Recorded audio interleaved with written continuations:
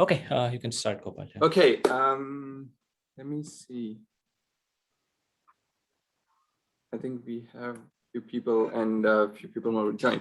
Okay. Hello everyone. I'm Gopal, and today we are glad to have Jihu in our MLFL talk. Jihu is currently a PhD student in Technical University of Munich with Professor Matthias Isner.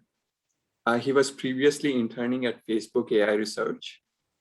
His research focuses on 3D scene understanding in terms of specific tasks such as 3D detection, instant segmentation, as well as 3D transfer learning, including data efficient learning and 3D priors for 2D tasks. He has published his research work on top-tier computer vision and machine learning conferences such as CVPR, ICCV, NeurIPS, and he also serves as a reviewer of top-tier journals such as TPAMI and IJCV. So G will present his work now. G, you can go ahead. Yeah, thanks for having me here. I'm Jiho, as introduced. Today I'm gonna present a topic called geometry and color learning on the 3D semantic scene understanding. So basically, I will walk through the publication and the work I have done in recent years, mainly about the color and the geometry joint learning. So the first part, I will introduce the color and the geometry learning in the 3D scene understanding tasks. So it's basically about how we use the color and the geometry all together to finish our task in 3D. And the second part will be the color and the geometry learning in transfer learning cross modalities. Is basically my recent work about how we leverage 3D priors on the 2D task. That's why we call it cross modality between 2D and 3D. And off topic, I will also introduce some other work like the RFDNet and the data efficient 3D scene understanding. It's kind of like my advertisement for our work. It's not exactly about the color and geometry and it's geometry learning, but something I would like to show to the people. So first of all, I will introduce the work about 3D sys. It's called 3D instant segmentation in RGB-D scan. That's basically very first work among the task of 3D instant segmentation. This task is actually a very high level. What it does is like you input a raw point cloud. I mean, sometimes with the RGB-D data so that you have the RGB image associated with the reconstruction, the point cloud. And the output will be the 3D bounding boxes. And for each 3D bounding boxes, it will have a label. You can see the figure here. It's basically, it's a door or it's a chair. And then also the 3D mask, like, you know, the shape of each object. I mean, the task is quite clear and the method is also very simple where we adopt, you know, the anchor mechanism and also in the top-down fashion. The top-down fashion means you first do detection and you do, then you have the 3D bounding boxes and in each 3D bounding box, you can further do segmentation. You can have the 3D shapes, etc. But this is not the main thing. The top prior I want to introduce here is about how we exactly use the color information combined with the geometry to finish this task. So there are basically two problems we are addressing. One is called Pixelvoxel Matching. One is called view pooling for duplicates. So what is Pixelvoxel Matching? It's basically in the 3D world, you can imagine in our world, we have the voxels, which is like the three-dimensional cube.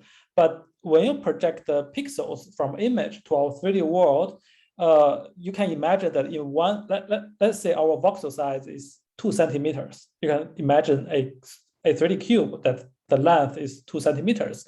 That will include actually a lot of pixels in the images, depending how far you see these voxels. So that will be a problem because one voxel will contain multiple pixels. So that, I mean, that's the first problem we want to address. How we do it is, I mean, actually we first try, like if we just random pick a pixel and take its RGB color from 0 to 255 as input to the neural network, you know, combined with the current voxel, and it doesn't really help for our task.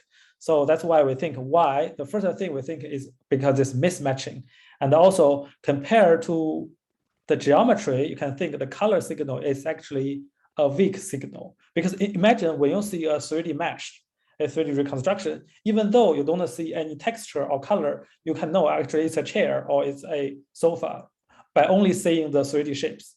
So in this way, we think the geometry is really way stronger than the color signal. So what we do is we want to incorporate some signals that only happen in 2D. What we do is we actually train a 2D neural network on a semantic segmentation task so that we can get a so-called 2D feature for each pixel. In this way, we not only solve the problem of this Pixelvoxel matching, because in this way, if you take the CNN features, that one feature vector actually summarize, the thing you look around the current pixel. It's actually a region, so that we can reduce the mismatching problem. The second one is we can actually incorporate some 2D priors in this way, because we train a 2D semantic segmentation task. We're actually embedding some 2D priors. In this way, we got this very meaningful 2D features. And what we do is we back project the 2D features rather than the RGB color into the voxel. And in this way, we really observe a very big improvement. And that's the first thing. And the second thing is you can imagine in the 3D world, if you see one point, you actually can from different views of angles. You have multiple cameras see the same point. So which means for this current 3D point, you can get the features from multiple views. And then from which view we should select these 2D CNN features. It's actually easy. We actually use a max pooling. So basically we believe that across all the views looking at the same point, the strongest feature should be selected. That's why we use a max pooling layer to select the biggest the biggest activation among all the frames as a feature for this the 3D point. Okay, and then we show the results, of course. So you can see that we can use like one view, like one images, or multiple views from the current scene, and we observe the constant improvement by adding more and more views in both like the ScanNet dataset or the SenseG dataset, and also on the detection task, and also we also observe on the other tasks. But here I only show the detection task, and we really see the improvement by this method. That's the first thing I want to tell.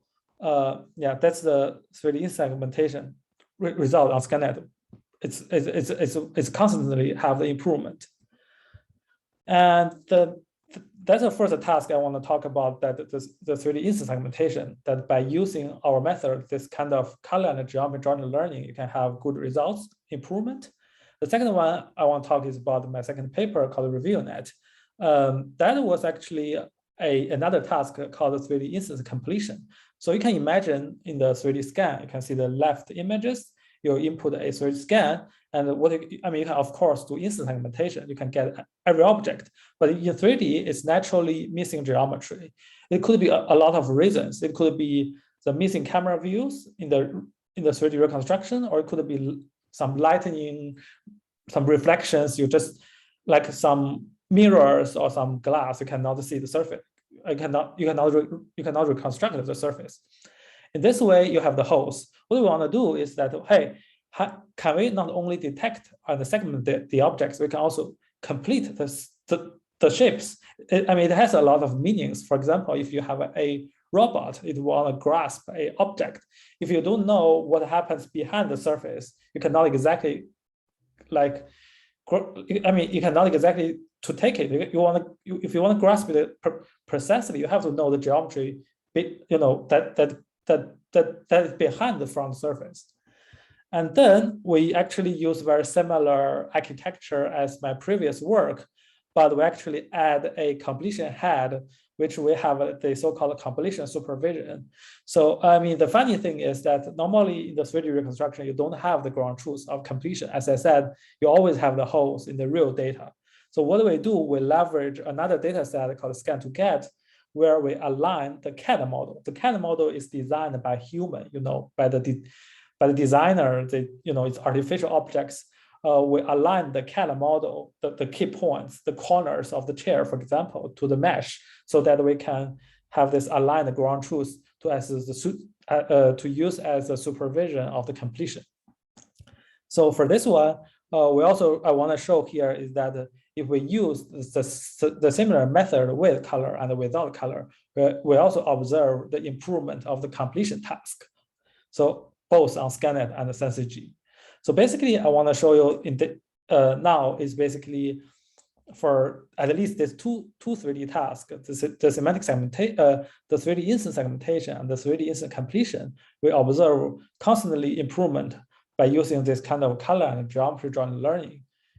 Yeah, I mean, here's actually an advertisement of our another work called RFDNet. It's actually a follow-up of the ReviewNet. It's actually very similar. I mean, it does the same task as the ReviewNet. It's also first detection the object and then completion the object. The difference from the ReviewNet is it actually uses a point cloud as input rather than voxels. And also it uses the VoltNet, which is a better detection framework than 3D-Sys. And also it uses the occupancy network, which is actually an implicit representation for the mesh generation, which can have very finer details of the resolution of the mesh. If you see the table 3 here, it actually performs very well on the finer resolution. That you can see the visualization of how this RFDNet compared to the ReviewNet that has really finer detail. It's not about the color geometry learning, but it's actually a very nice work if you want to have a check on archive.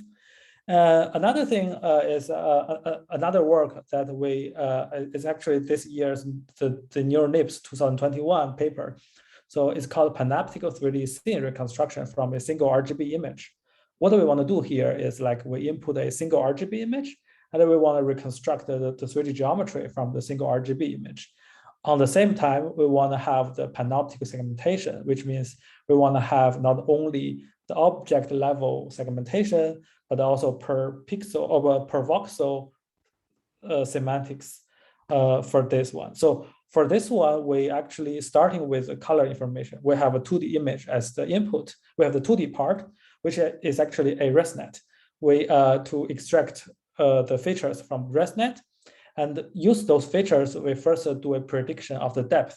So it basically predicts the depth information for each pixel. And then we run a mask RCN on the 2D images. Then you have the 2D semantics in segmentation information. And then we project those semantics information per pixel into the per voxel in the 3D based on our predicted depth. That's basically what this 2D part is doing. In this 2D part, we basically convert the 2D information into the 3D now. And then we add the 3D part where we use a 3D sparse convolution. Basically, we use the Minkowski engine, which is the state-of-the-art 3D network.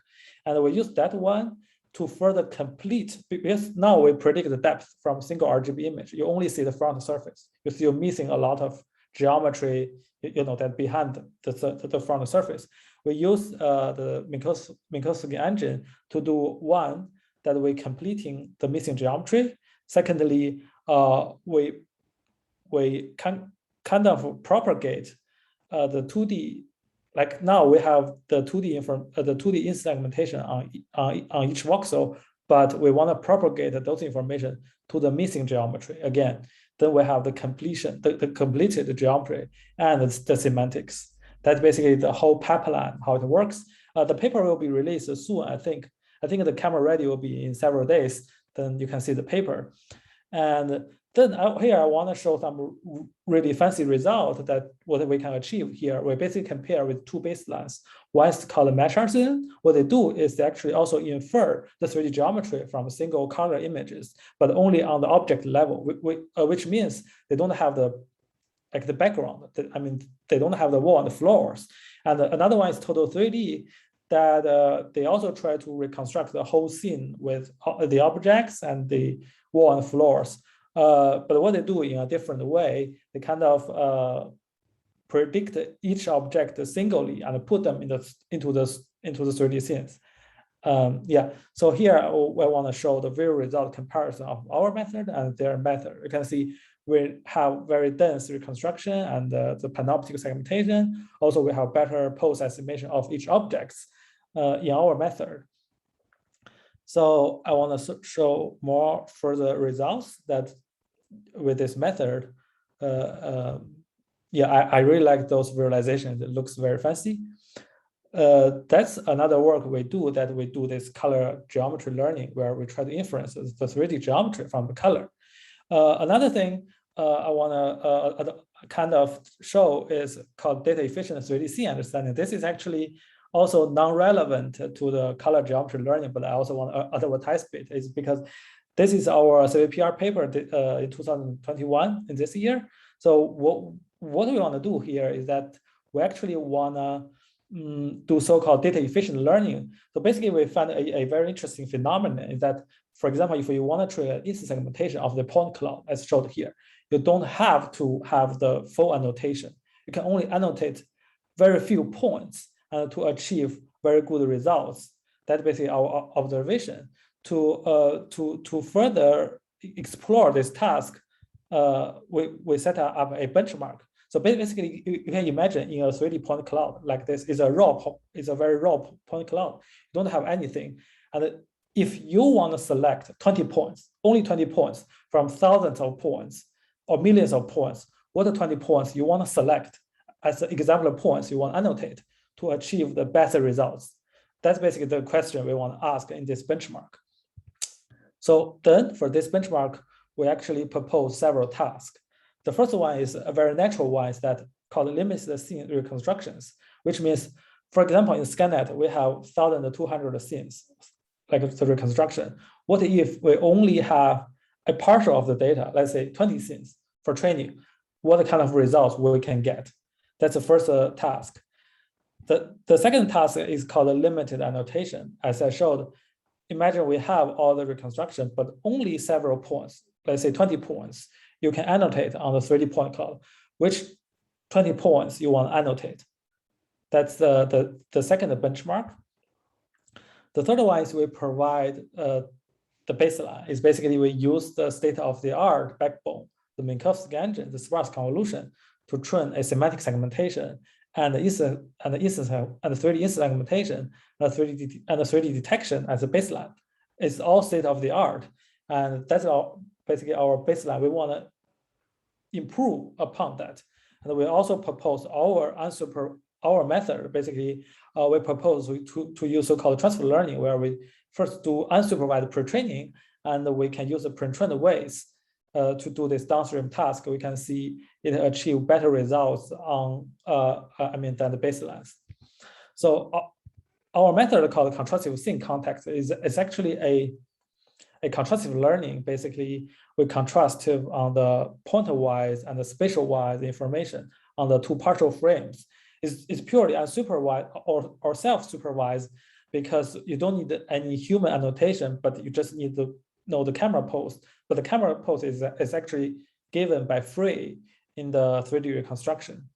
And we leverage this pre-training method to get the pre-trained weights, and we use this as either a network initialization for the downstream task, and then we use the supervision, let's say 20 points supervision on the scene.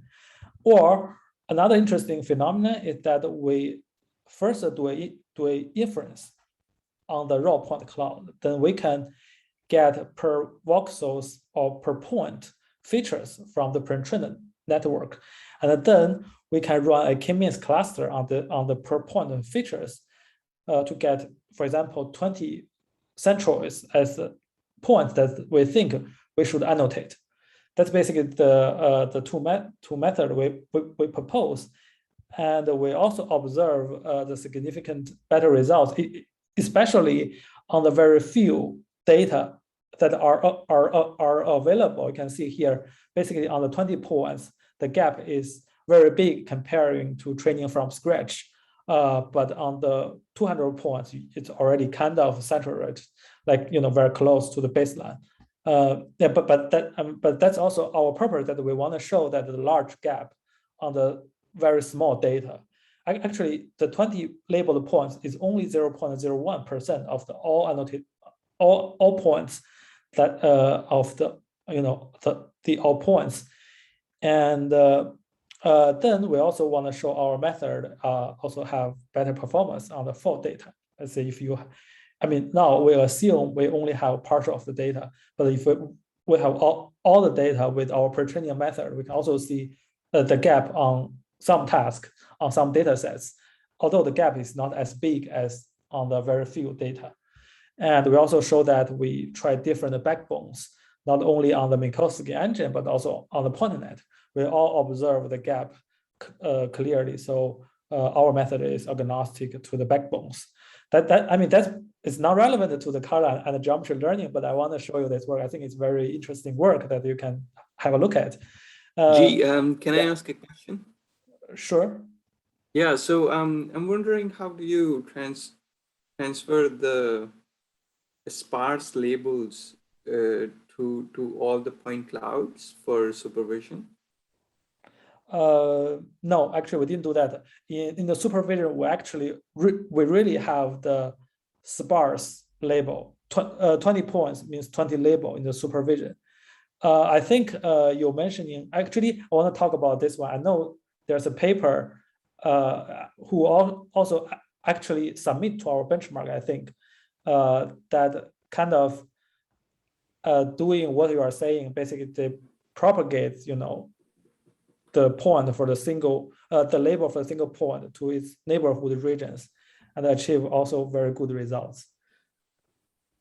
I see. I was wondering if you do some form of clustering to basically assign those sparse labels to clusters and then use those sort of filled out region for supervision, or is it just sparse annotations that you use for, cross entropy loss or something like that?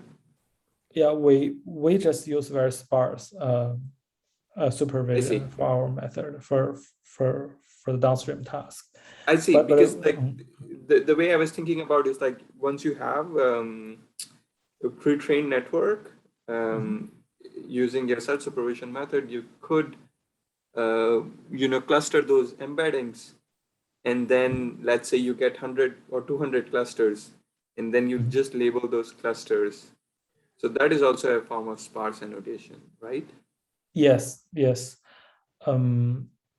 Okay. That's that's actually how the ScanNet is annotated. So when people annotate the ScanNet, they don't really annotate every single point. They actually do first called super voxels. So then you have a patch, but the problem is like how many patches you want to have on a scene. If you only have 20 clusters, it's too few, and you cannot really cover the finer detail on the edges, etc. But if you have too many, then it's kind of close to per point. Yeah. Right. Okay, makes sense. Thank you. Yeah. And actually, I wanna advertise is here our benchmark actually. So basically, we put this benchmark online. Together with the ScanNet benchmark, we already have some very nice submission. So basically, our task is fixed. Let's say we only have 20 points annotated per point cloud. But what can you do to get the best results?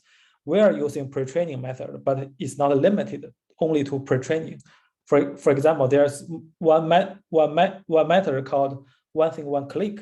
They said basically kind of doing this clustering way, like you click one thing and we annotate on each object one label, something like this. It's very different from the pre-training method. So I hope your attention on this benchmark. I think it's very interesting tasks. Yeah.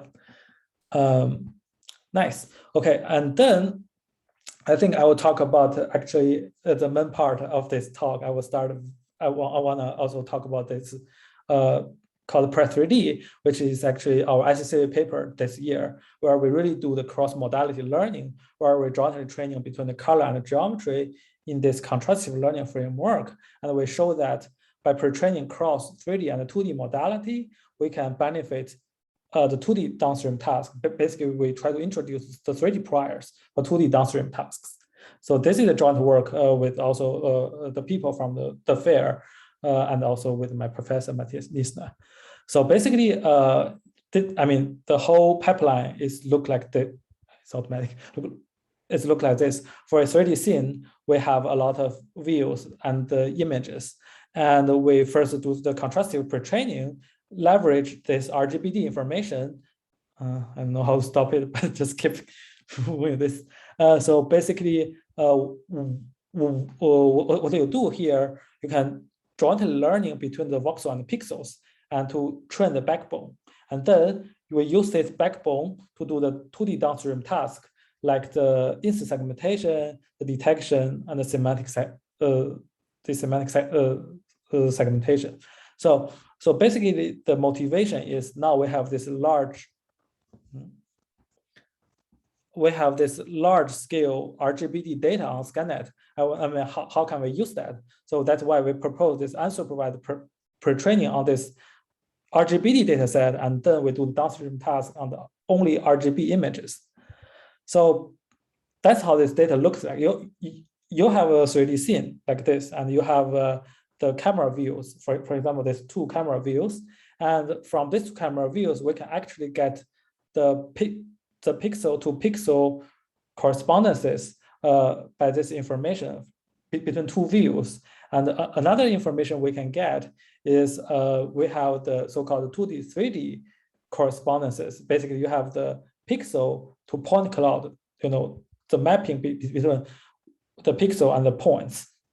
So what we do here is we input we sample the views from the scene, and then we use a shared 2D backbone, which is could be RFDNet for example. And then we go to the RFDNet, we got the feature map of these 2D images, and then we do the contrastive learning. Basically, if the 2 pixels are actually the same points in 3D, this would be put together in the feature space. Otherwise, they should be pushed far away. Basically, the contrastive learning. In this way, we can train a 2D backbone. Another thing we can do is we can have a color images, and accordingly, we can have the 3D point cloud for these color images. And then again, for the color images, we go through a 2D backbone, which is a RFDNet, for example.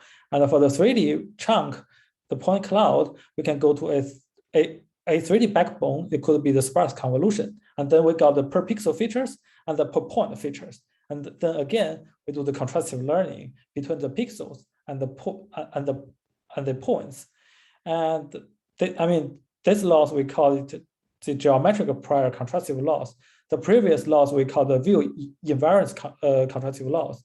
And we can also combine them together to train these 2 loss together. The goal is here, we want to get the backbones of the 2D backbone and the 3D backbone. And then we take the 2D backbone and use this 2D backbone as there's someone has a question. Yeah, we have a question. Dimitri?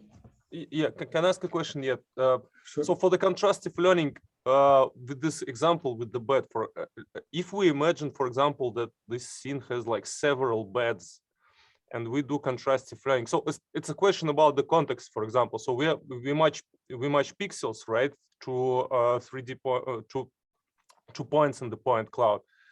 But like, how well does this approach perform, for example, if there are like several similar objects in the scene? So there can be like ambiguity in the matching. So how this approach handles it? Mm-hmm. So if the object is unique, I can understand how it works. But for example, if there are like several beds like this, like 2 beds next to each other, how it will deal with it? So actually, the method is what it's doing is like if you have 2 beds in the scene, right, and you also have the corresponding color images. In the color images, you can also see the 2 beds, right? And the idea is like you can have the exact alignment of which pixel to each point, right?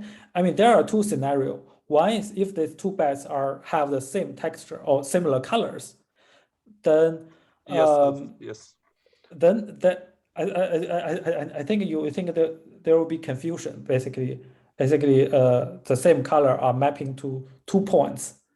That's what you were thinking. Yeah, that's actually that's what this method exactly doing. But the idea is also we want to learn, or we want to tell the network it's possible that the bed has different texture. So it should be distinguished. Like, it's actually in the contrastive learning, what you are doing, you are actually clustering. Basically, for the similar pixel or the points, you cluster them together. In this method, we actually want to tell the network, it's okay for the geometry. You can see the bed here. It's only geometry that it doesn't have any texture, but it's okay to mapping to different colors into the same bed. I mean, which means the bed could have different colors. That actually I understand. we want to tell. It's like a kind of texture invariant mapping, right? It's like yes, exactly. But my question was like, for example, if there are like similar objects, like geometrically similar objects in the scene, and and you want to kind of like, you probably require some like, I don't know, broader context, like where like the relative position of the objects. It's just a question like, is it able to handle it, or maybe it requires some additional extensions to do so. Okay, so what we are doing here is actually called a pre-training.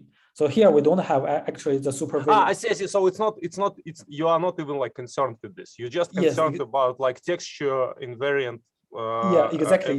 Yeah, I see. Okay, thank you. We just want to summarize some meaningful features, and for the downstream task, if you do detection, yes, of course, you in the supervision tell there are 2 different objects.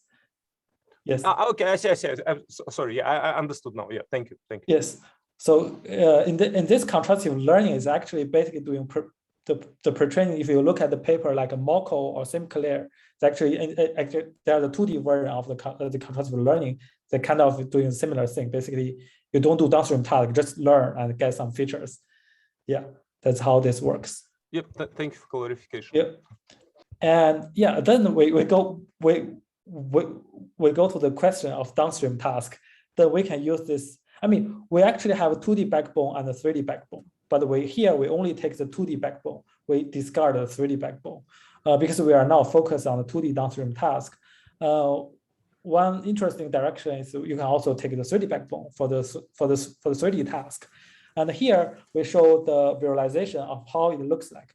We compare of the baseline is called ImageNet pre-trained model because that's a standard way of people doing in 2D. You just use a ImageNet supervised pre-trained model as the network initialization. You can see the visuals here, and our method can significantly outperform it, especially for some very finer details. If you look at the chair legs, we think it's because you introduce the so-called the 3D priors, the geometric priors. You can, I mean, even though in the color image is not so clear to see, but you can learn the finer details of that.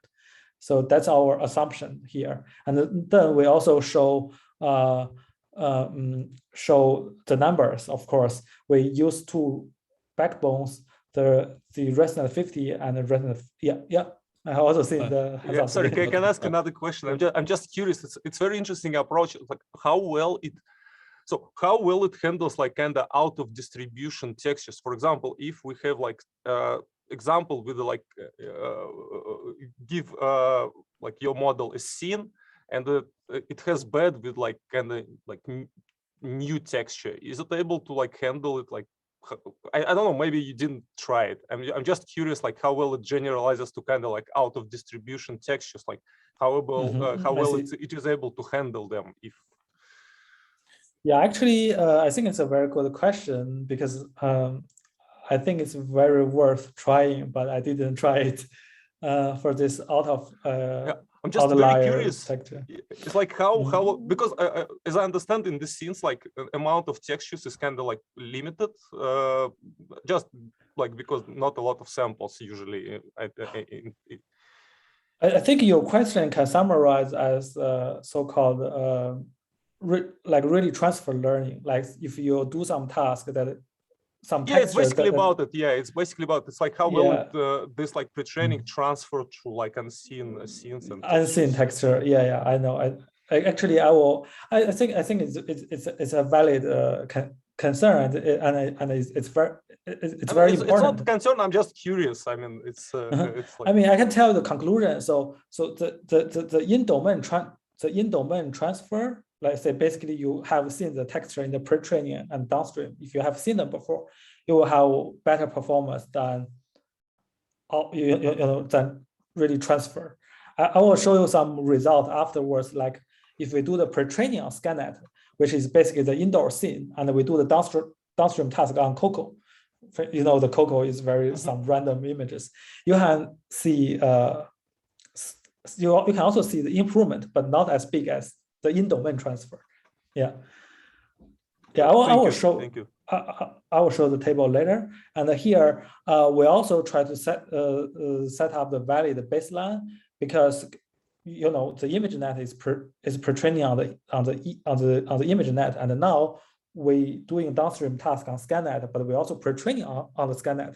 It's not clear. It's because our pre-training algorithm works, or it's because we use the same data. The pre-training and the downstream has the same data.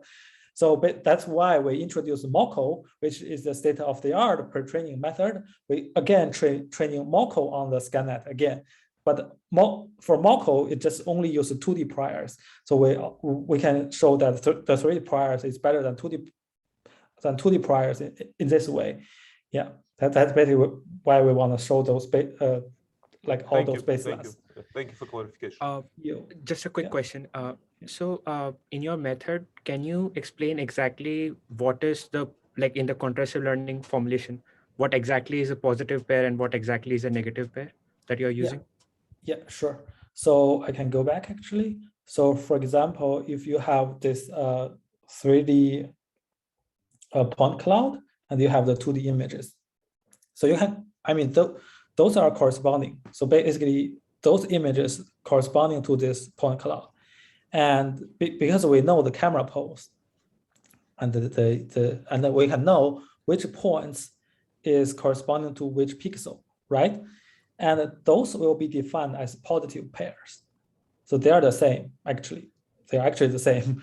And the rest will be negative. For example, if there's a point on the bed and there's another point on the, on the floor, right, those will be negative because they are not the same. Even though there are maybe 2 points on the bed, but if they are not the same point, they will be negative pairs. And I guess you have a lot of options for selecting the negative. So do you randomly sample from the negative correspondence, or do you have like a neighborhood that you define to make sure that you are sampling hard negative and not like easy negatives? No, we don't do this hard negative mining. We're actually doing the influence AE loss, which is actually a very easy loss. Basically, for example, you sample 1024 points, right?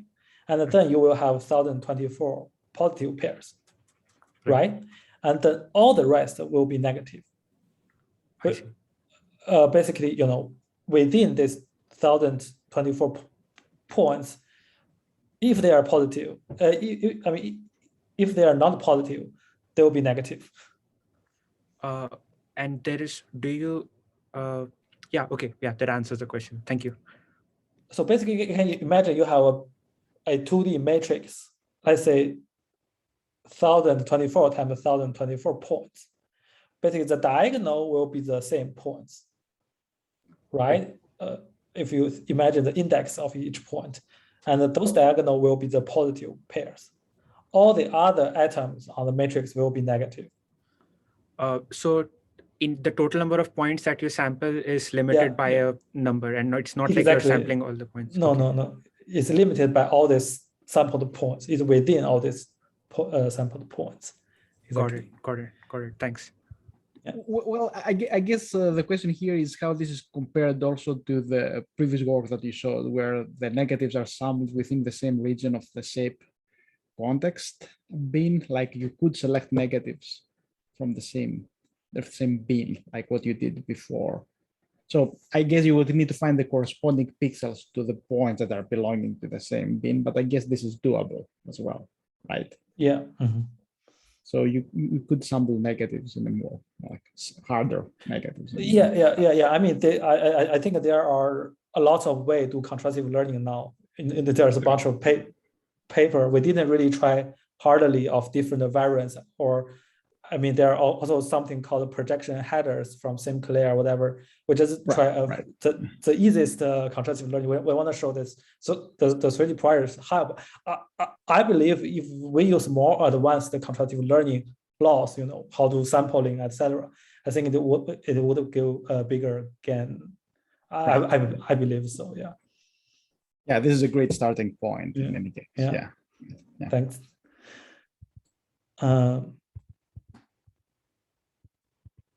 Yeah, and also we show on NYU data, like we pre-training on ScanNet, and we do the downstream task in the NYU data. We also see the gap between our method and the baseline. But again, the NYU and the ScanNet are actually kind of similar. It's all indoor scene data set. So it's kind of similar, but it's still across data sets. And then we also show on all the important tasks in the scene understanding, the segmentation, detection. I think this is included on both ScanNet and NYU. All those the tables here, we see the gap, and we all do the pre-training on ScanNet, and we downstream on ScanNet and NYU here. We see all the gaps. Yeah. So that's basically again, we want to show it's agnostic. It's agnostic to the network architecture. We try the ResNet, the ResUnet. Basically, you use the very standard UNet architecture, and we try the deep lab and also the PSPNet. So we all see the gaps. So we believe it's a very strong signal here. Again, we try to show the so-called the data efficient. Basically, the pre-training as known that is it will perform good on when you have very few data. I think there's a paper basically say if you have enough data, you don't need the pre-training. I think there's a paper or something like that. Basically, the pre-training scenario is you pre-training on big scale data set unsupervisedly, and you do the downstream task in a smaller data set. But here we show that our method has a gap across all the data percentages, and basically with only 40% of the data, we can achieve the 100% of the performance with our pre-training method here. And also then we show some predictions of our 2D network, because we actually learn the correspondences matching for the 2D images only. That we show that we actually learned that. And we also see some interesting phenomena here. Is basically you can see the key point, the matching is even between the plane and the surfaces. This is actually very hard normally, because in the traditional method you always detect the edges and the corners. But here we also see with the 3D priors, you can get the plane correspondences even. And here we also try on other data sets, like we pre-train on the KT, and we do the downstream task on the cityscapes. Also, we pre-training on the megadepths even. All the data sets we have now. So here is a table that maybe you are really interested in. That is what we do here. Basically, we pre-training on ScanNet, and we do the downstream task on the COCO, on the detection and the instant segmentation. You can see the gap here, but the gap is not as big as in-domain transfer. But we still think it's a very good starting point if we can have some data, like on the COCO level with the 3D priors. I think it will definitely help a lot. And also we try pre-training on the KT and the downstream in the cityscape and the KT again. we see the bigger gap compared to cross the domain really. So that's a big table, and then we want to answer the question: can 3D priors help 2D representation learning? I think our answer is yes. And but I mean, this is only a start point. I think there's a lot of space when to explore to firm these questions, like how we do that. And also we publish our code and pre-train the models now. If you are interested in, you can just play around with the code and pre-train the models. Yeah, basically that's all the thing I want to talk today. And thanks for your time and thanks for watching. And if you have any other questions, you can ask now. I'm happy to answer all the questions. Thank you so much, G. Can we all unmute ourselves and thank the speaker? Thank you. Very interesting talk. Okay, so we have some time for questions. If anyone has questions, then feel free to unmute yourself and ask.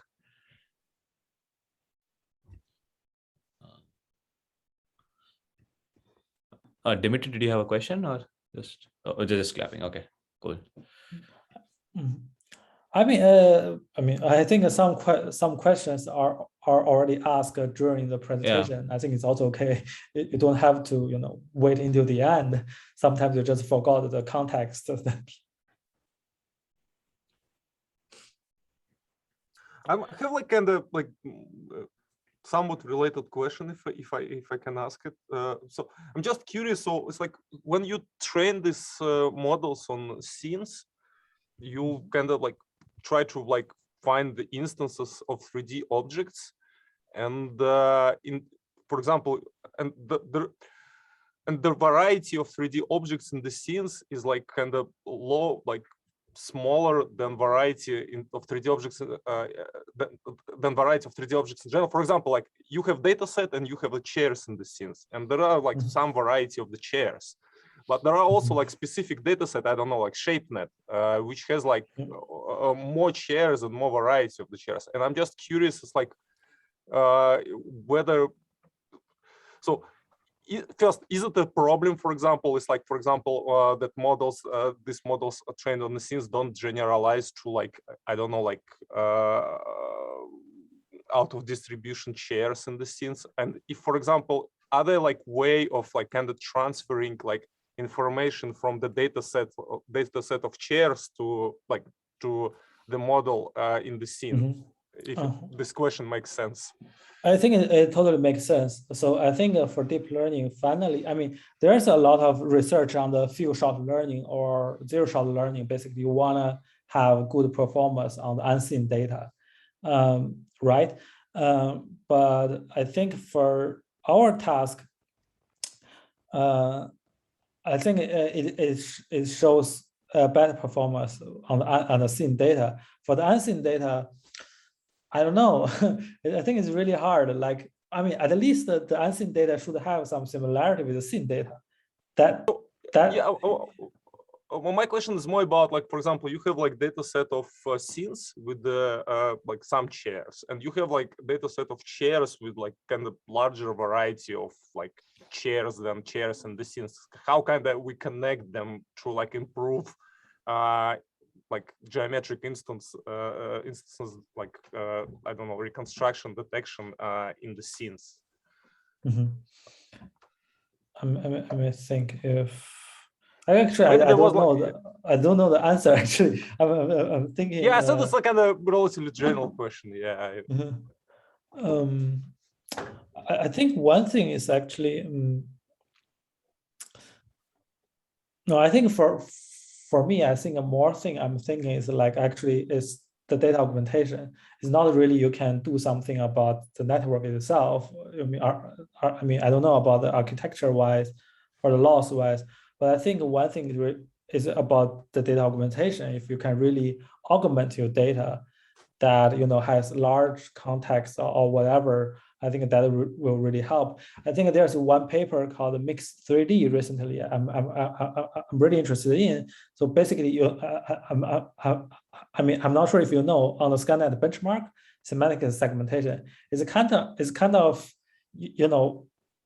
I mean, nowadays it's very hard to get some, better results.